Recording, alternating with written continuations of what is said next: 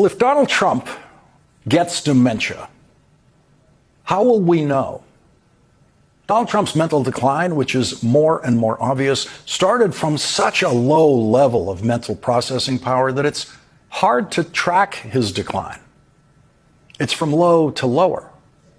And then there are days like today when Donald Trump asks himself out loud in public if he is allowed to appoint himself chair of the Federal Reserve. Now, it may be tiresome to hear, but we must not grow weary of making the point that no other president was ever capable of saying anything as stupid or as indicative of dementia as that.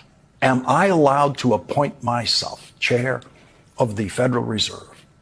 And we must not grow weary of reminding ourselves what the White House press corps would have done if Joe Biden ever said anything like that, and how big the headlines would be in the next day's print editions of the New York Times and the Washington Post and every newspaper in the country. Because if we grow weary of making the point of how singularly stupid and possibly clinically demented Donald Trump's statements are, then we will become part of the normalization process of those statements, which most of the American news media has unwittingly participated in. And 14-year-olds in this country will think it's perfectly normal for a president to say those things. And on a day when the president of the United States is reportedly in a meeting in the Situation Room